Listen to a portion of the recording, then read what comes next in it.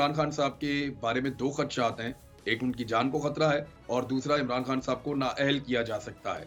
इमरान खान साहब को ये बात बताई गई है कि किसी बड़ी ताकतवर शख्सियत ने नवाज शरीफ साहब से ये वादा किया है कि इमरान खान साहब को नाअहल कर दिया जाएगा और जेल में डाला जाएगा। सब्सक्राइब करें और बेल दबाएं ताकि कोई खबर रह न जाए। पॉलिटिकल डेवलपमेंट्स इस हफ्ते के अंदर बहुत तेजी से हुई और पाकिस्तान तहरीक इंसाफ के इस्तीफे भी मंजूर कर लिए गए।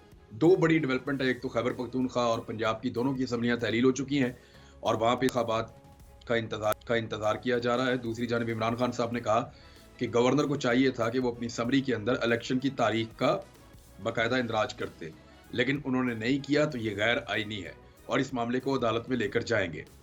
दूसरी जानिब इमरान खान साहब के बारे में दो खदशात हैं।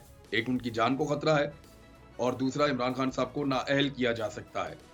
इमरान खान साहब को ये बात बताई गई है कि किसी बड़ी ताकतवर शख्सियत ने नवाज शरीफ साहब से ये वादा किया है कि इमरान खान साहब को नाअहल कर दिया जाएगा और जेल में डाला जाएगा इंतखाबात से पहले।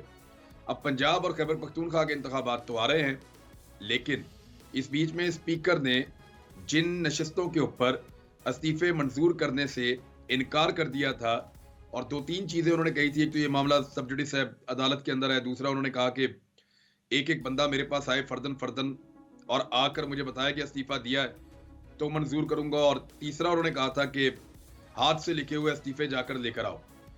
और अब ये पता चल रहा है कि मजीद लोगों के इस्तीफे मंजूर किए जाएंगे ताकि राजा रियाज को बतौर अपोजिशन लीडर बरकरार रखा जा सके।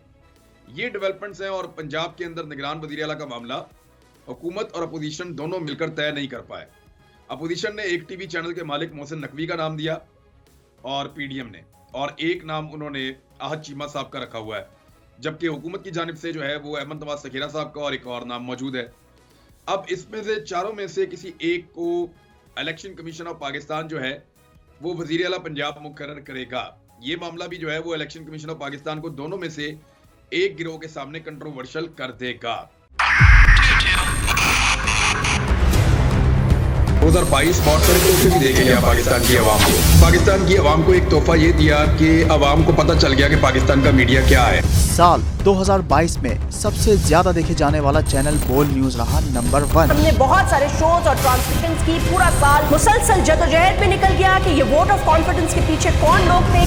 तोड़े रेटिंग के सभी रिकॉर्ड। सोशल मीडिया पर भी सबसे ज्यादा तेजी से 2.4 बिलियन व्यूज का संगे मील अबूर किया।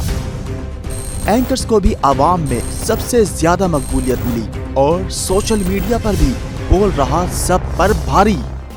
सब्सक्राइब करें और बेल दबाएं ताकि कोई खबर रह न जाए।